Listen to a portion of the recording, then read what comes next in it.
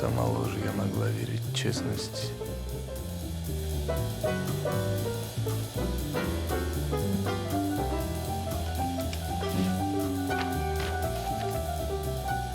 Вы всегда приводите мужчин в один и тот же номер.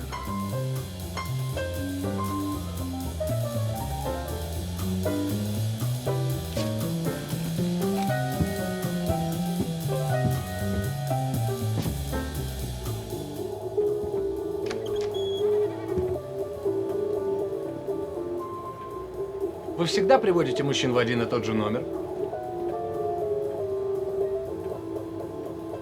Так, что бы ты делал, будь ты на месте женщины?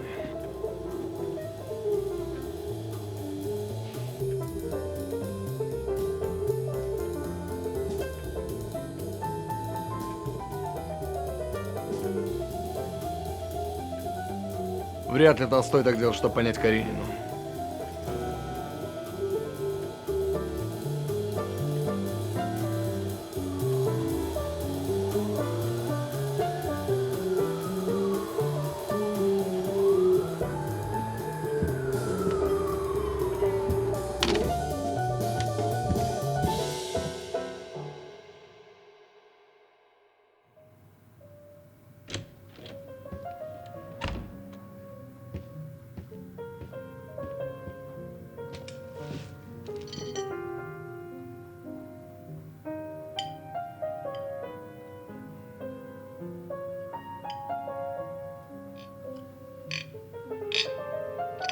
Все-таки это лучший омлет из всех, что я ел за сегодня. Как думаешь, со мной все в порядке? Определенно нет, поэтому я тебя люблю. Я надеялась, твое воображение спасет нас от этого. От чего? От твоего однообразного юмора.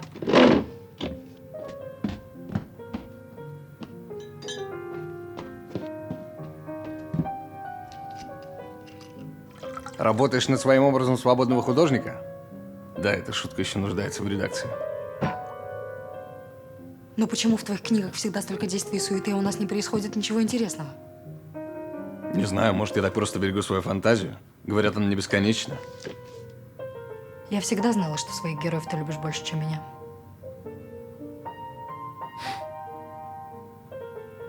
Чего ты улыбаешься? Кажется, я начинаю понимать Толстого. Лучше бы ты начал понимать меня.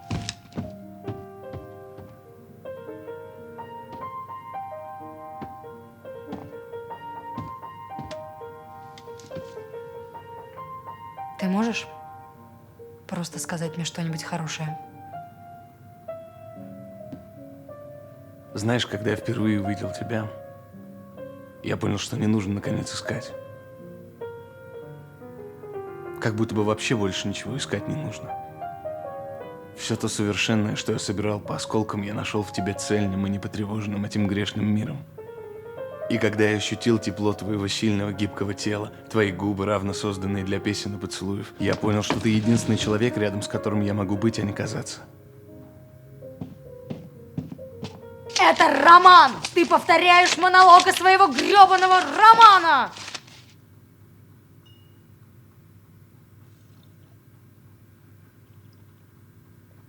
Посмотри на меня, я живой человек.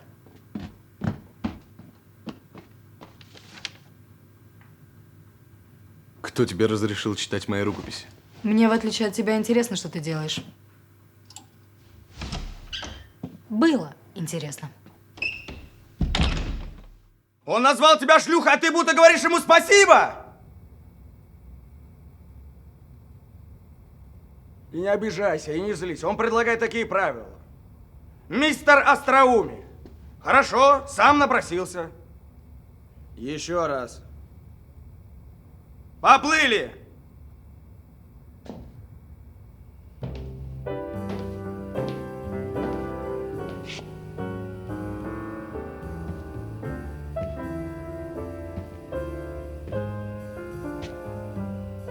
Вы всегда приводите мужчин в один и тот же номер? Да.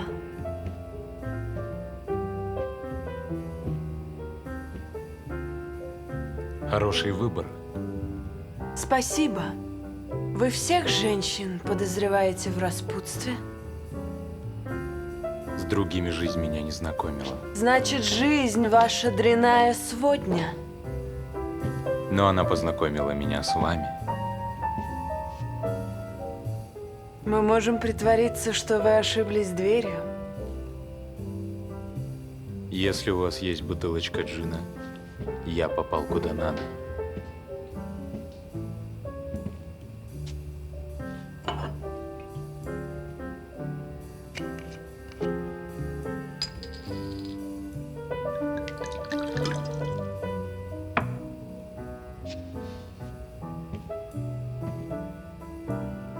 Но, кажется, я начинаю думать, что ошиблась. Я мог бы стать вашей славной ошибкой. Нет, спасибо. Жизнь учила меня слишком часто. И теперь она свела вас со мной. Вот и завязался узел.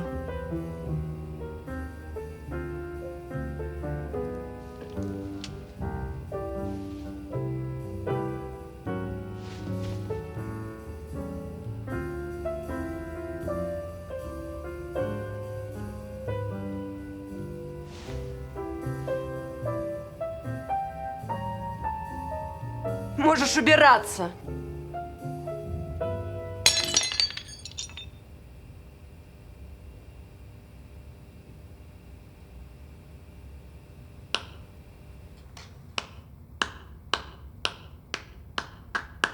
Ну ведь можешь, когда захочешь. Стойте! Почему она плачет? Она не должна плакать. Кто здесь? Кто вас сюда пустил? Я автор. Кто? Автор романа. В этой сцене... Я знаю, что в этой сцене. Вы пришли полюбоваться, как люди из вашей башки наконец начали разговаривать. Она играет в любовь, понимаете? Она не может плакать. Она унижена, оскорблена. У вас написано, что жизнь учила ее. Это больно. И теперь все повторяется. Она плачет, конечно. Но по тексту не так. Да к черту текст! Вот именно, к черту текст. Я могу отозвать пьесу, и спектакля не будет. Так, хватит на сегодня. А вы, автор, можете продолжить заниматься режиссурой на улице. Всем спасибо. Прекрасно. Спасибо за сорванную репетицию. Очень профессионально с вашей стороны.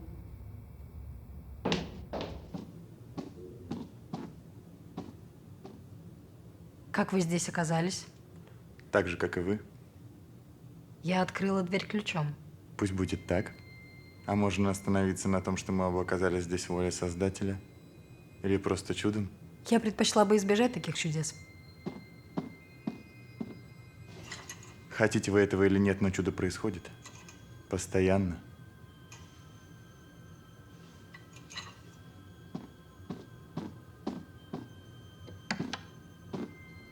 Разделись вы тоже по воле чуда? Вы всегда хотите сделать все объяснимым? Я лишь хочу понимать, что происходит. Это невозможно. В мире понять ничего нельзя.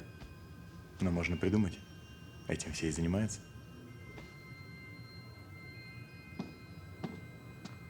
А разве можно иначе? Жизнь можно ловить и пожирать, а можно отпустить и идти за ней. Это всего лишь вопрос темпа. Отпустить. Это непросто. Элементарно. Вот чего вы хотите сейчас? Чтобы мы уже приступили к работе. В какой позе мне сидеть, лежать, стоять?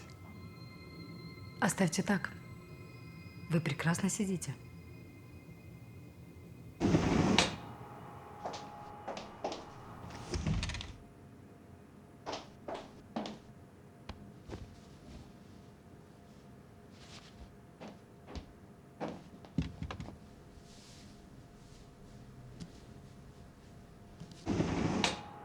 Услышьте меня, она не страдает, она играет в страдания. Это форма отчуждения. Тогда она слишком похожа на вашего героя.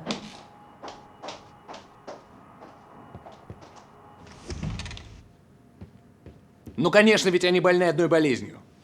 В вашем романе у всех одна патология? Не только в романе, в жизни. Тут уж как напишите. Я уже все написал, вопрос в том, как вы сыграете. Признайтесь, вы просто обиделись, что я послала ваш роман к черту. Вы, должно быть, уже все переписали, разве не так? Но менять вам ничего не нужно. Просто вглядитесь в свою героиню поглубже.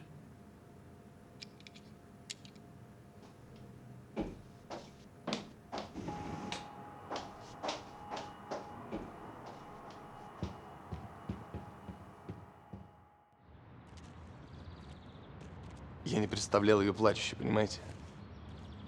Она скучает, ей не хватает рационального в ее жизни. А встречаясь с этим человеком, она вдруг понимает, что само по себе рациональное рационально, и что тратить время на его поиски. Она решает, что затеет игру, но не получает ответного импульса и прогоняет его. Ясно. Вы всех женщин подозреваете в распутстве. Только мою героиню. Мою героиню не путайте. А вот главного героя вы списывали с себя, признайтесь. Я произвожу впечатление такого холодного человека. Я не курю.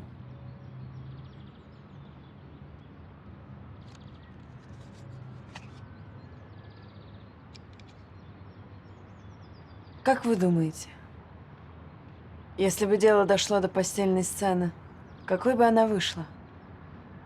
Моя героиня повела бы себя иначе, чем ваша, не правда ли? Не знаю, о такой сцене я не думал. Разве писатель не должен брать во внимание все возможности?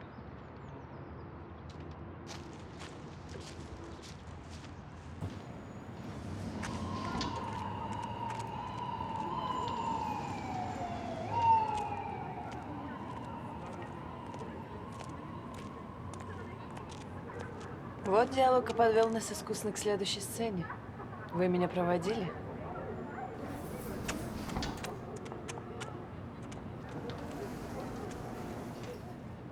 Теперь можно подняться, забыть о спектаклях и книгах, сделать вид, что мы едва знакомы. Вы, кстати, не представились. Вы живете в отеле? Приятное совпадение, не правда ли? Можно я буду звать вас? Давайте оставим имена как есть.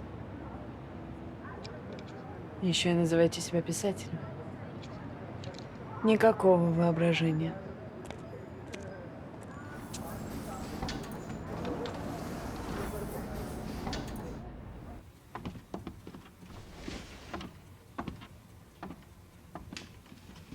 Хороший выбор. Спасибо.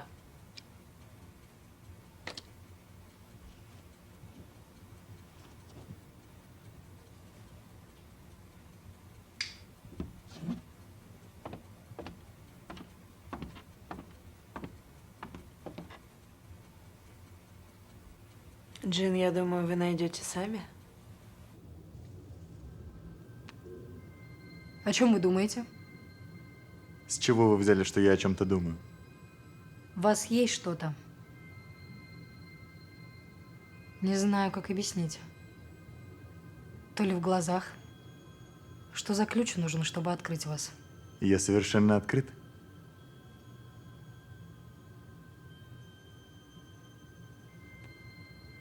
Так не бывает. В любой душе есть потайное место. Но сейчас я не могу передать. Вы создадите свое? Разве вы не всегда так поступаете? Сколько я сама об этом думала.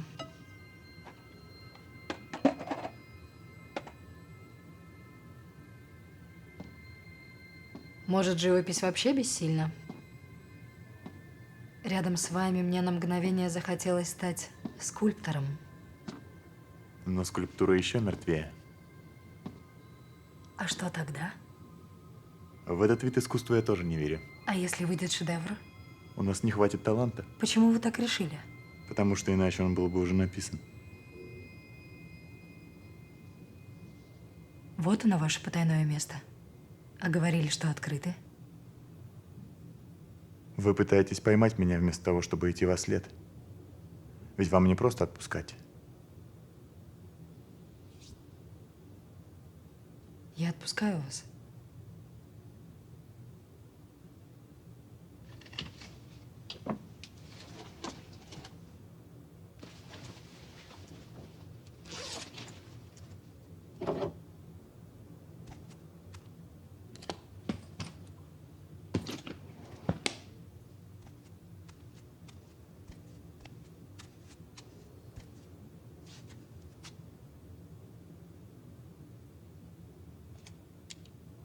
Но вы еще можете поставить под ним свою подпись.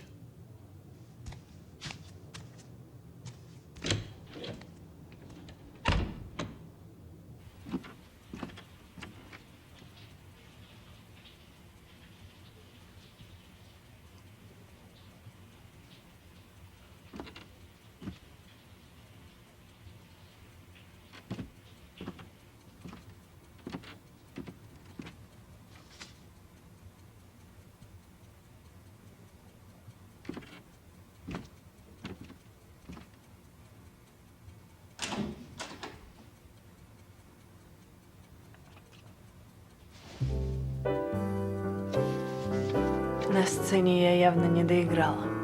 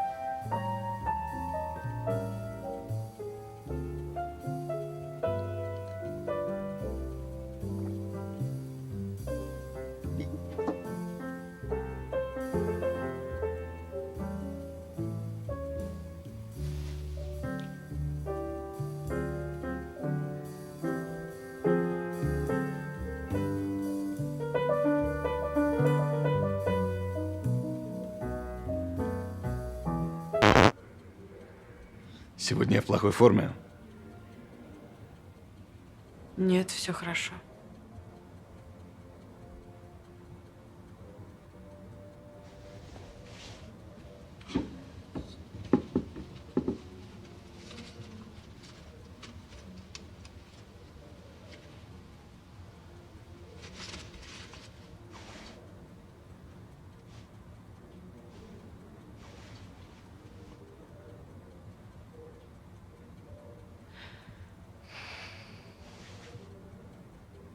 Я поняла.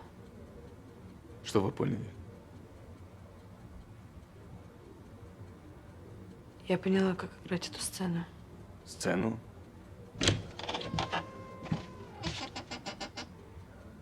Вы уже кончили или только разыгрываетесь, я могу пойти погулять?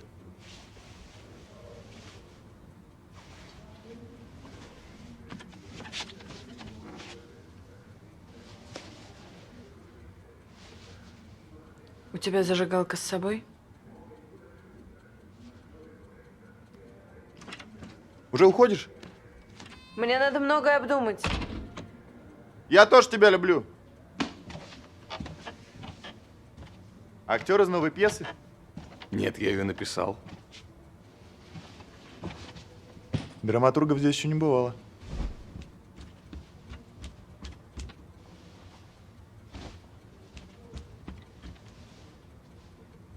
Если вам не трудно. Да, конечно.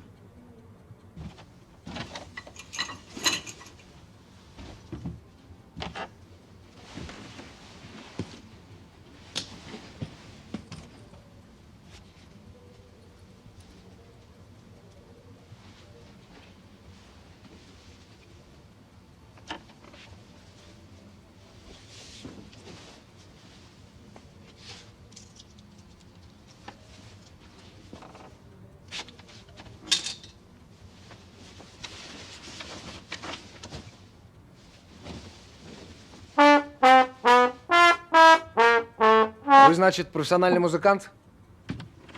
А вы, значит, профессиональный писатель?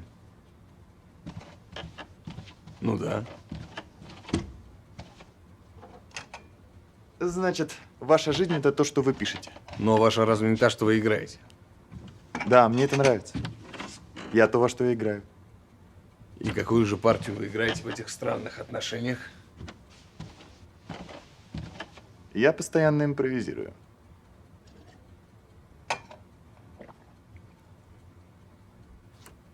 А останьтесь, будете моим летописцем. Доставайте блокнот. Я им не пользуюсь. Тем лучше. Тогда запоминайте. Вначале была нота. И нота была любая, и нота была у кого угодно. И каждый получил ее как дар, и каждый сам был совершенным инструментом. Но что-то разладилось в этом оркестре. Иногда жизнь все-таки возвращает нам потерянное, как проблеск. Что-то в теле отзывается снова на ноту мира, а потом, поддавшись страху, мы навсегда, теперь уж точно навсегда, замолкаем.